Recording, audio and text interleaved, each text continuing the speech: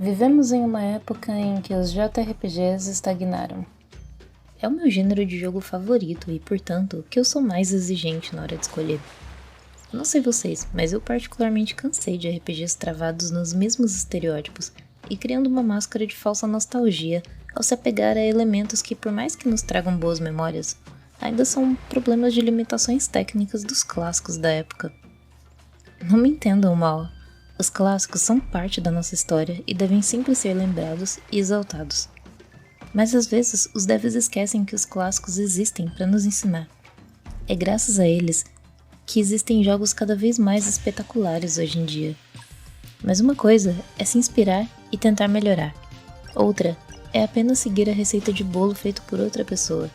Entendem a diferença?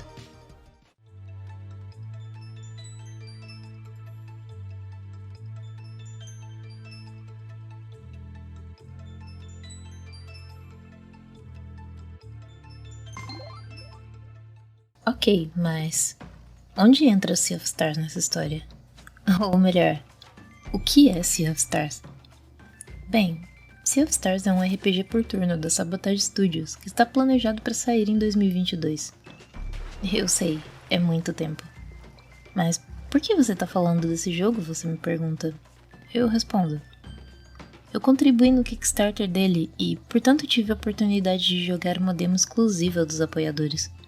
Eu sabia que o jogo era bom, e era uma grande promessa, afinal, eu vi tudo o que eles prometiam no Kickstarter e foi o que me fez contribuir. Mas ver em prática foi ainda melhor. Por onde devo começar? Vou partir do ponto que mais tenho familiaridade e que pra mim é o que mais se destaca, o combate. Sea of Stars segue uma fórmula similar a outros RPGs por turno, mas a principal mudança é sua dinamicidade durante o combate. Você encontra um oponente e assim que faz contato com ele, o combate se inicia, sem nenhum load de transição, sem aquela música, sem aquele... Ou seja, sem transição. O combate flui em um ritmo controlado que RPGs por turno trazem, mas ao mesmo tempo se mantém punitivo. Depois de escolher a habilidade e usar ela, você tem o que normalmente é chamado de Just Frame. Em resumo, é quando você tem que apertar um botão específico no momento certo para engajar um combo. Enfim, fazendo isso, é possível aumentar o dano ou a funcionalidade da skill. E o mesmo vale para a defesa. Eu sei, isso não é algo novo. The Legend of Dragon já fazia isso lá no PlayStation 1, assim como a franquia Shadow Hearts. Mas poucos jogos se dispõem a usar e melhorar essa mecânica, porque em termos de desenvolvimento é mais, entre aspas, simples, só seguir a fórmula já existente.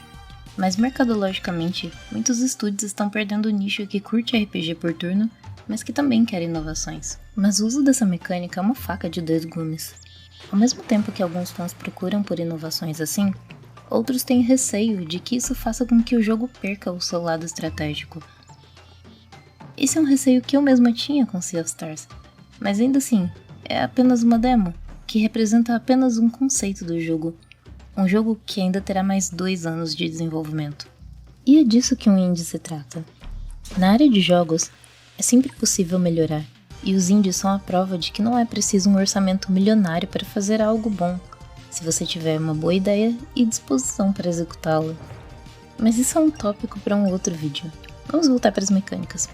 Sea of Stars também trabalha a ideia de sinergia entre personagens, permitindo que os jogadores possam melhorar o uso de uma skill. Novamente algo que já existe, mas quantos jogos realmente fazem um sistema de sinergia relevante?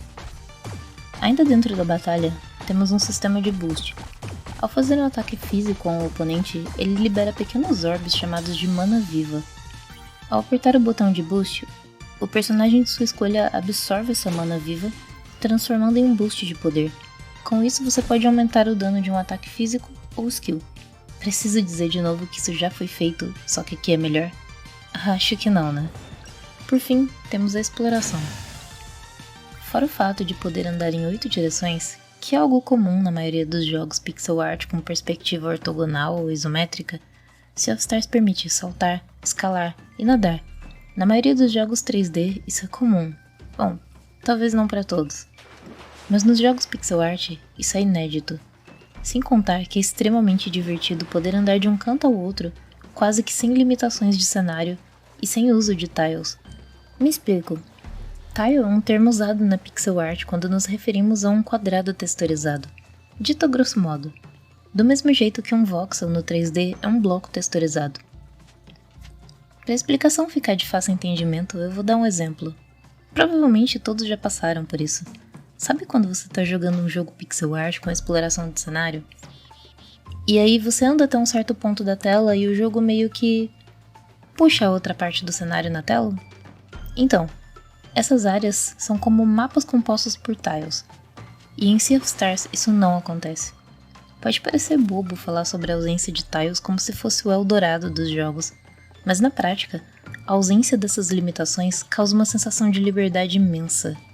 Eu podia passar horas falando de coisas que Sea of Stars faz melhor que a maioria dos jogos.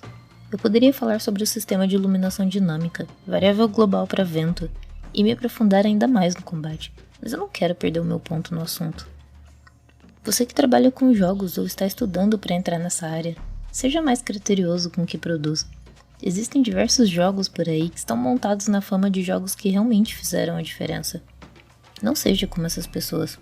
A questão aqui não é inovar reinventando a roda, e sim inovar a partir de conceitos já estabelecidos.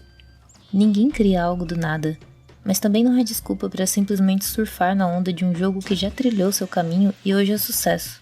Já para você que não pretende investir em carreira em jogos, fica o mesmo conselho, só que como consumidor. Não se deixe enganar por visuais realistas e promessas em trailers cinemáticos. Tente conhecer os jogos e se aprofundar mais neles. Experimentar indies e ir além do que as experiências AAAs oferecem. Podem me chamar de Kilif. Eu sou estudante de jogos digitais e eu tô aqui para conversar.